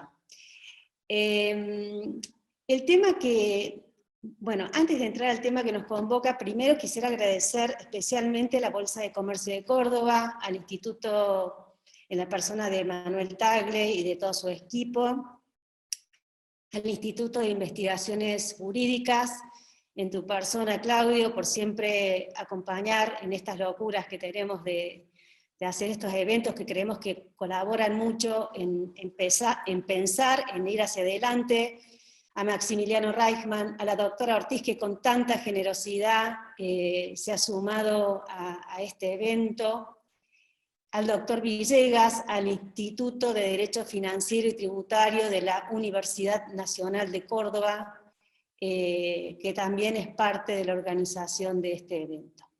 Así que bueno, dicho esto, yo voy a tener una intervención breve porque me quiero escapar del tema. No porque me quiero escapar del tema, sino porque tenemos un límite horario de las 11 de la mañana, y también quisiera que tuviéramos un ratito para escucharlo al doctor Héctor Villegas, y que tuviéramos un espacio por lo menos de 10 minutos para preguntas. A ver, este tema del Solvet Repete y de la tutela judicial efectiva es un tema que nos viene preocupando y ocupando a los profesionales del derecho desde hace un buen tiempo. Tanto el doctor Viale, en el Instituto de Investigaciones Jurídicas, hizo una publicación sobre este tema del Solvet Repete y la tutela judicial efectiva hace un par de años. Con la doctora Lucchesi escribimos una nota bastante extensa en el Cronista Comercial en el año 2019, justamente porque empezó a vislumbrarse una práctica administrativa que quizá tenía algo de historia, pero que aparecía, ¿sí?, como poco consistente desde el entramado normativo frente a situaciones como las que señala Maxi, ¿no?, que tiene el doctor Reichmann, que es doctor en Derecho, que es que tenemos, por ejemplo, una demanda contenciosa discutiendo un ajuste tributario, el solve sustituido, que el solve lo que significa es, como jugar al póker, pagar para ver, si me permiten la analogía, es decir, pagar para que el Poder Judicial pueda conocer. Ese pago puede ser sustituido por una póliza de seguro de caución, por una hipoteca, por distintos medios sustitutivos que hoy están previstos en el artículo 160 del Código Tributario, porque hace poquito se reordenó el Código. Está el artículo 9 del Código Contencioso Administrativo, y como muy profundamente analizó la doctora Ortiz, está la facultad, junto con la demanda contenciosa administrativa, de solicitar la suspensión de los efectos del acto que está discutida. Bien, los investigadores del derecho, los profesionales del derecho, ayer lo escuchaba el doctor Luis María Bandieri en la Universidad Católica de Córdoba en unas jornadas de Derecho Constitucional, decía que muchas veces los juristas lo que tenemos que hacer es seguir una pista, hacer una pesquisa, buscar una huella, ver lo que todos han visto y sacar nuestras conclusiones. Y con toda humildad, y después de haber hablado con la doctora Ortiz, con el doctor Viale, con Héctor Villegas, con Maximiliano Reichmann, yo creo que estamos en un momento en que amerita por lo menos sentarse y ver qué es lo que está pasando, ¿sí? Se habla mucho del costo Córdoba, como dijo la doctora Ortiz, la provincia de Córdoba tiene un número muy importante de causas en instancia originaria. Cuando eran las discusiones por alícuota diferencial, Córdoba era la que tenía más causas discutidas en instancia originaria. Vemos en los diarios de las últimas semanas que Córdoba tiene recaudación tributaria récord. Ahora, es muy importante para la subsistencia de cualquier Estado de Derecho que el Estado cuente con los recursos públicos, buena recaudación para atender a las necesidades públicas. Eso es paso elemental y no está discutido. Ahora, ¿cuáles son las herramientas de avanzar en el uso de prerrogativas y cuándo podemos decirlas que tenemos? Entonces, lo que a mí se me ocurría que podía quizás ser un aporte para no aburrirlos es, el doctor Reichmann, a ver, son las 10:38, les voy a dar unos 10 minutos para hacer esta introducción. El doctor Reichmann mencionó el artículo 5 de la ley 9024, que como él bien señala, establece que cuando tenemos una determinación tributaria, la misma tiene que estar firme. Bien, el artículo 5 de la ley 9024, creadora de los juzgados de apremio, ¿sí?, establece cuáles son las condiciones en las cuales podría librarse un título ejecutivo. Bien, por otro lado, tenemos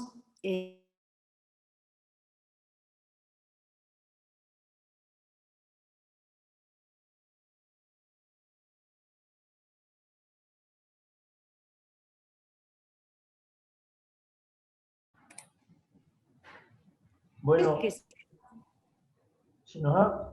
sí. María.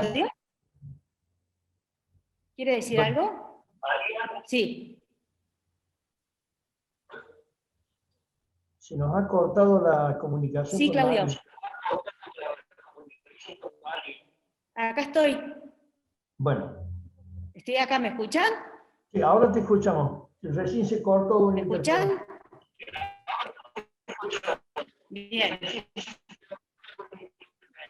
Bien. Entonces lo que les decía es que asistimos a una práctica en la cual cuando se sustituye el solve por una póliza de seguro de caución, aún antes de que se le dé trámite a ese incidente de suspensión de los efectos del acto que señala la doctora Ortiz, hemos visto casos en los cuales se libra el título de... Entonces, a mí la pregunta que se me formula es si el artículo 5 de la ley 9024 establece claramente que para librar un título cuando hay una determinación de oficio firme y por firmeza, tenemos que entender firmeza completa, no discutida ni instancia administrativa ni judicial, en que la ley no realice que se estén librando títulos cuando hay una demanda contenciosa iniciada, y de manera subsidiaria, si hay un pedido de suspensión de los efectos del acto formulado en subtrámite a ese pedido de suspensión. Es como que, por lo menos, merece ser reflexionado. Entonces, ¿a qué voy a ir? El artículo 5 de la ley 9024 es bastante claro. Bien, y en este sentido, cuando las normas son claras, hay ciertas pautas interpretativas fijadas por la Corte Suprema de Justicia de la Nación, por la Procuración del Tesoro, que son recogidas en un artículo del año 2016 del doctor López Olaciregui, del Derecho, que dicen: no es admisible hacer decir a la ley lo que la ley no dice, dejar de cumplir lo que inequívocamente ordena. Si la escritura de la justicia no presenta posibilidad de comprensiones similares, solo es acertar. Entonces, yo me pregunto si el artículo 5 de la ley 9024 requiere la condición de firmeza de esa determinación tributaria, y esa firmeza no está porque el contencioso está entre el solve por la póliza de seguro de caución, ¿cómo podría ser que tuviéramos una ejecución en la cual...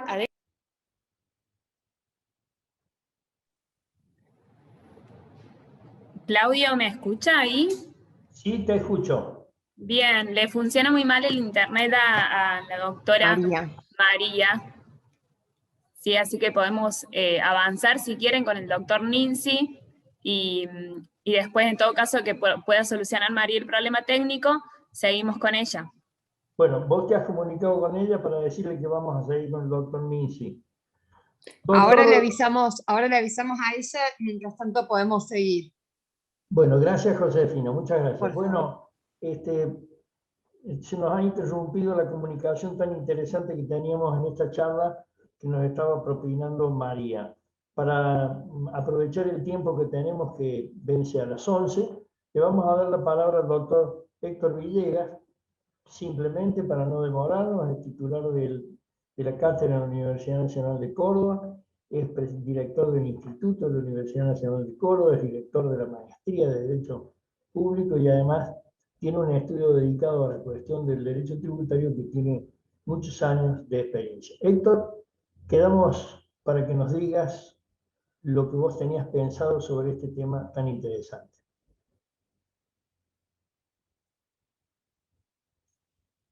Bueno, y ahora, Héctor, tenés que levantar el... Tiene silenciado el micrófono, doctor, ahí le estamos solicitando, Ahí está. ahora sí.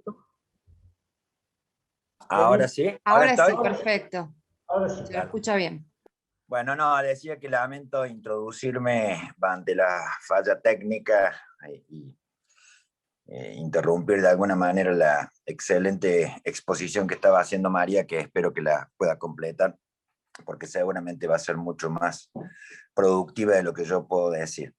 Bueno, el agradecimiento que ya hicieron los anteriores expositores a la Bolsa, al Instituto, por supuesto que lo replico en representación del Instituto de Estudios Jurídicos de la Facultad de Derecho, un instituto que queremos mucho, que yo heredé de mi padre, y queremos aprovechar ahora para volver a ponernos a disposición y a hacer este tipo de actividades con más frecuencia, porque creo que sumamos esfuerzos, estamos en la misma temática y con las mismas intenciones, y el público necesita a veces que simplifiquemos los eventos y seamos de esa manera más productivos. Así que desde ya, Manuel, Claudio, cuenten con nosotros en forma permanente y seguramente habrá temas más que importantes o interesantes que podamos abordar.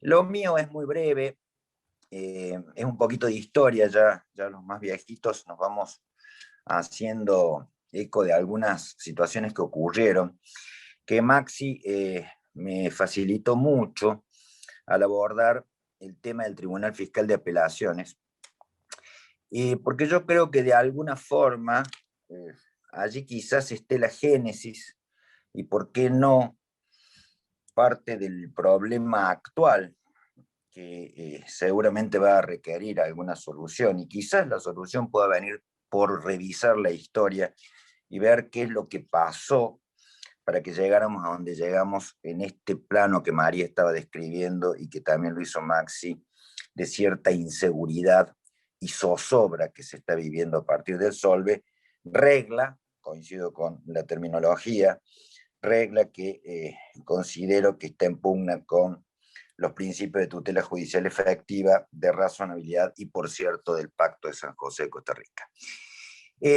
El Tribunal Fiscal de Apelaciones de Córdoba fue creado en el año 1960 con el primer Código Tributario como un control jurisdiccional para las resoluciones que emanaban de la Dirección General de Renta. Tenía 3 vocales nombrados por el gobernador de la provincia previo acuerdo del Senado, no había en ese momento unicameral, por concurso de antecedentes que deberían acreditar o tenían que acreditar sus miembros competencias en derecho tributario. El jurado era integrado por miembros del Colegio de Abogados de Córdoba y por el Consejo Profesional de Ciencias Económicas. Los últimos integrantes de este tribunal fiscal fueron el doctor Boquiardo, el doctor José Boquiardo, el doctor Francisco Marchetti y el contador Nazareno.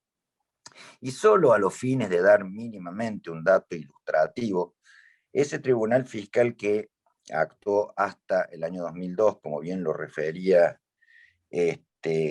Maxi, En los últimos 25 años no tuvo ningún cuestionamiento por parte de la Fiscalía de Estado en relación a sus sentencias, que por supuesto además eran susceptibles de revisión en la alzada por el Tribunal Superior. En los últimos 110 sentencias del Tribunal Fiscal de la provincia, que se dictaron entre el 2000 y el 2001, tuvieron 8 impugnaciones. 4 de ellas fueron confirmadas, es decir, salieron a favor del fisco, y las otras 4 no alcanzaron a ser resueltas porque vino la derogación. Una derogación que se generó en el gobierno del doctor José Manuel de la Sota el 28 de junio del 2002, mediante el proyecto de la ley 9025, con un discurso, con una defensa del proyecto por el doctor López Amaya, quien dijo que se había violentado con la creación de este tribunal, que había funcionado, insisto, durante más de 40 años,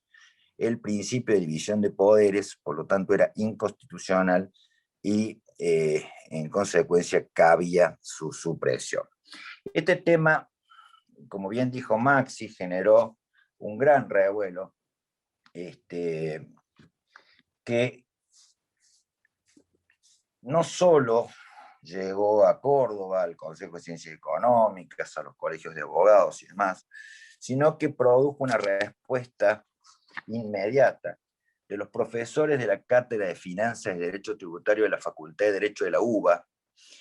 Quizás los nombres de quienes suscribieron esto nos eximen de cualquier tipo de comentario respecto a la calidad jurídica de este informe, que se tituló Estado de sitio fiscal en la provincia de Córdoba. Estado de sitio fiscal en la provincia de Córdoba. Suscribieron este informe muy breve, que ahora les voy a hacer alguna mención, los doctores José Osvaldo Casás, el doctor Aristides Corti, el doctor José de Marco, el doctor Rodolfo Espizo y el doctor Esteban Urresti, todos ellos profesores titulares de la UBA. Esto dijeron en aquel momento esos distinguidísimos académicos, más allá de la rama del derecho en la que estaban, reconocidos por todos, conocidos por todos y por supuesto muy respetados. Dijeron esto: el argumento desnuda la total hipocresía con la que se abordó la cuestión. Se pretendió ignorar la consolidada doctrina de la Corte Suprema de la Nación, que admite la constitucionalidad de los tribunales administrativos en la medida en que se asegure la revisión judicial de sus decisiones. Corte Suprema de Justicia de la Nación, Elena Fernández Arias y otros. Y se propició afianzar la mentada división de poderes, sustituyendo la función jurisdiccional del Tribunal Fiscal por un recurso de reconsideración ante la misma administración fiscal que dictó el acto. Si realmente se cuestionaba la existencia de tribunales administrativos con sustentos en el principio de división de poderes, la conclusión que se imponía en orden a afianzar la justicia era enmarcar al Tribunal Fiscal en la órbita del Poder Judicial, más nunca suprimirlo. Esta declaración tuvo extensa repercusión, fue publicada en el Boletín de la Asociación Argentina de Estudios Fiscales, Periódico Económico Tributario, REPAR, etc. Es decir, lo que quiero decir simplemente es que quizás acá empezó lo que no debió empezar nunca, y que lo que hoy estamos viviendo es parte de esa misma historia. Una historia en la que se han ido eliminando garantías, como ocurre en el Tribunal Fiscal de la Nación, para el contribuyente, que cada vez ve más acotadas sus posibilidades de acceso al derecho de defensa. Un recurso de reconsideración ante la administración, todos sabemos que no genera ningún tipo de garantía, y la situación de emboscada en la que lamentablemente se ha producido este hecho del solve, más las condiciones que se dan con la ejecución, nos hace pensar a los abogados tributaristas que prácticamente no tenemos posibilidad de asegurarle a un cliente nuestro algún tipo de defensa efectiva para sus intereses ante el embate fiscal. Así que solamente esto, espero que esta situación sea resuelta o legislativamente o con los criterios judiciales que por supuesto respeto profundamente, y que no tengamos en el corto plazo que recibir otra comunicación como la que recientemente hice mención, que diga nuevo estado de sitio fiscal en Córdoba. Muchas gracias por mi parte, y si podemos seguirle escuchando a María, sería un placer.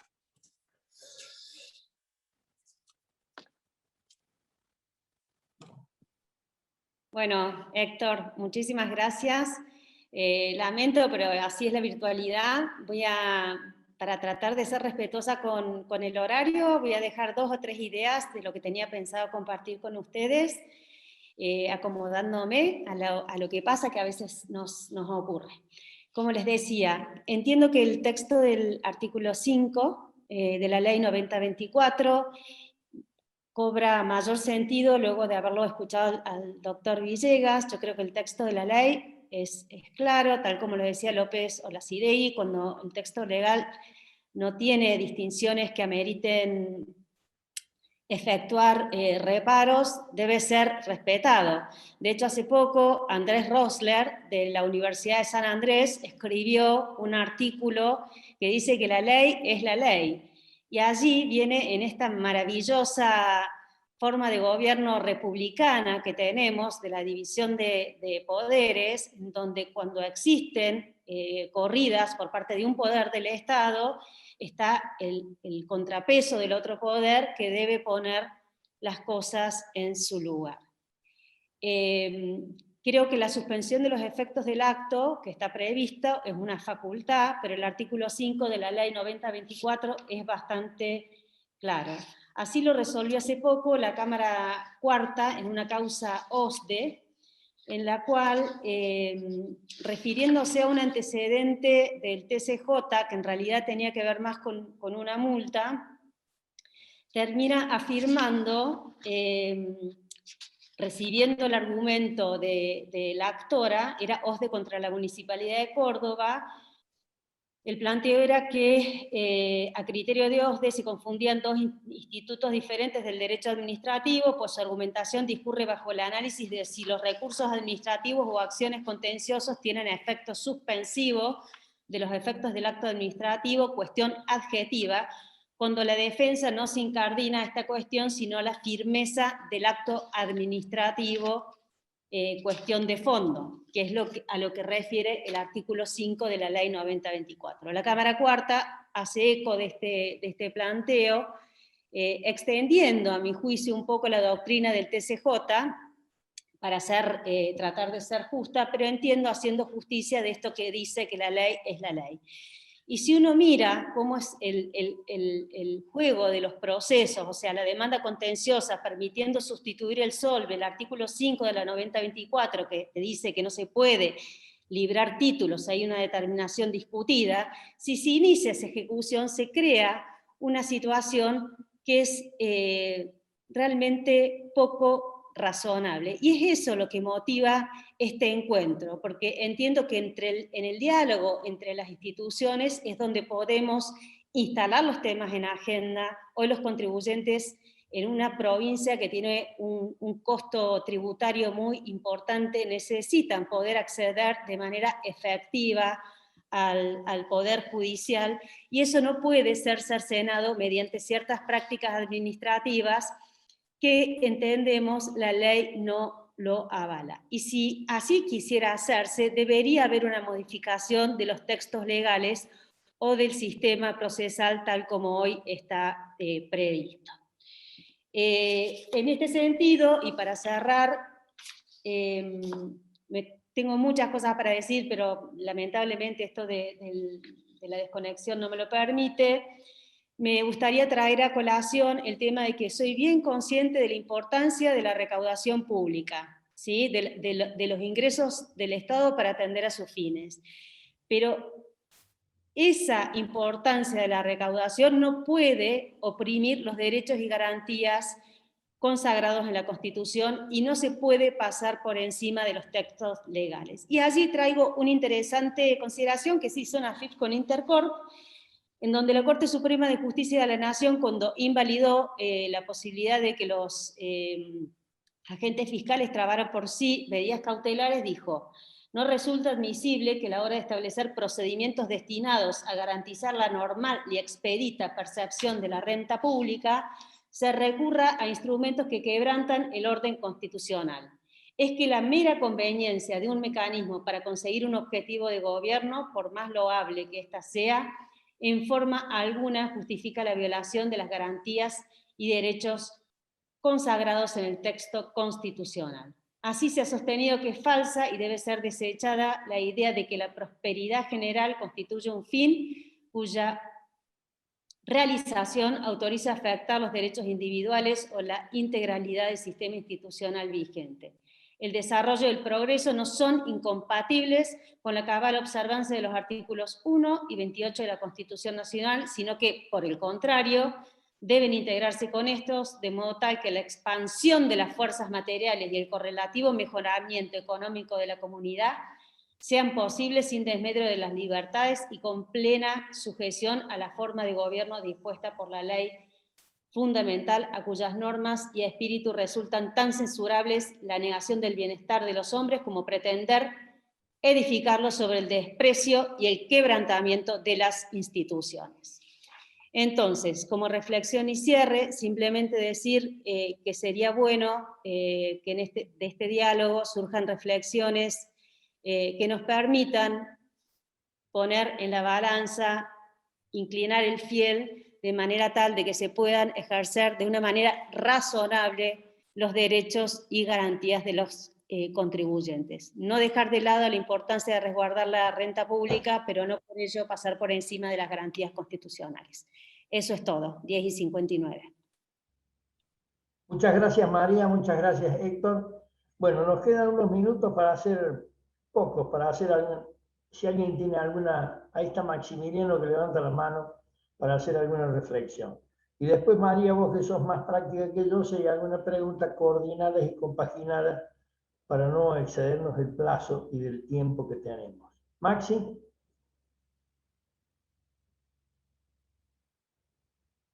Bueno, no, estaba silenciado, perdón, Claudio. No, simplemente le aplaudí a María y la felicité. No tengo nada que agregar.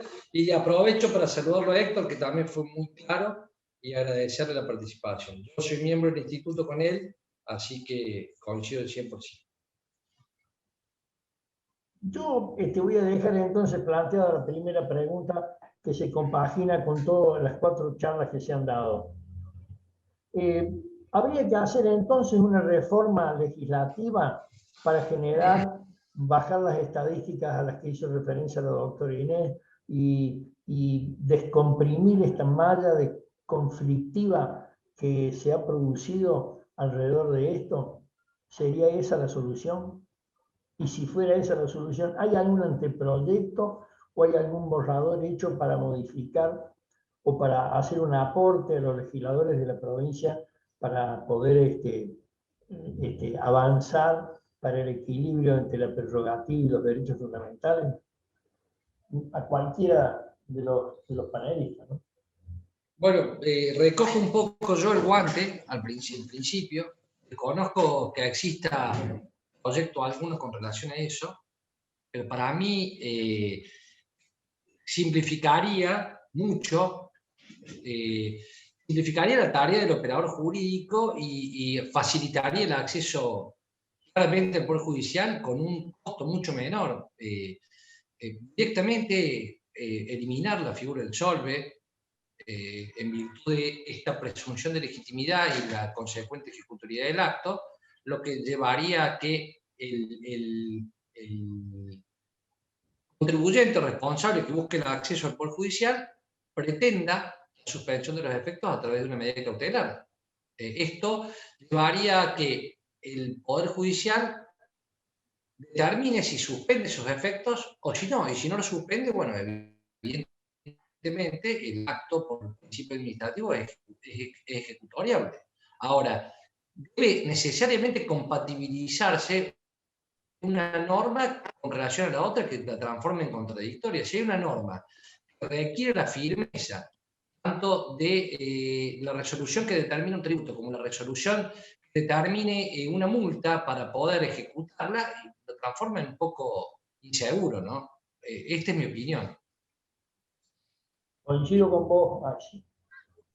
Sí, y si le agregamos a ello los costos judiciales que tiene el hacer valer los derechos, porque no nos olvidemos que como se desconoce el texto legal del artículo 5 de la 9024, se le da una interpretación distinta a lo que surge claramente de la norma, tenés la demanda contenciosa con la póliza de seguro de caución. Se inicia el juicio ejecutivo, embargan las cuentas, se acompaña póliza de caución, no aceptan la póliza de caución del contencioso porque, aunque es la misma deuda, dicen que, lógicamente, los objetos de los procesos son los mismos, pero la deuda garantizada es exactamente la misma. Entonces digo, terminamos en situaciones que parecen como poco razonables, ¿no? Hay un antecedente frigorífico recreo en ese sentido, y bueno, luego han habido una serie de precedentes más, pero que hacen realmente que el costo de hacer valer o de lograr el control judicial de un acto administrativo se torne desmedido, o hay que buscar, digamos, una ingeniería que no es lo que está diseñado si nosotros miramos tal como están escritas las normas, a mi juicio, ¿no? Porque tenemos esta demanda contenciosa con posibilidad de suspender los efectos del acto, el artículo 5 que dice lo que dice. Entonces simplemente sería como poner las cosas en su lugar, quizás lo que buscamos al estilo de lo que ocurrió con este precedente 2 de la Cámara Cuarta, que bueno, que a mi juicio es bastante interesante. Bueno, María, se nos ha acabado el tiempo, ¿no es cierto? ¿Tenemos algunas preguntas? Vos que sos más práctica que yo. No Sí. me han... A ver. No, María, si me disculpas, justo tengo un compromiso y he estado, por supuesto, muy atento y muy presente en esta disertación de todos ustedes, y yo quiero valorar enormemente esta convocatoria porque es muy constructiva, muy importante y sobre todo aporta a la comunidad empresaria un conocimiento que a todos nos viene bien. Creo que vamos a tener que continuar con estas convocatorias porque le hacen muy bien a la institución y por supuesto a todos ustedes, los que conforman el Instituto Jurídico de la Bolsa.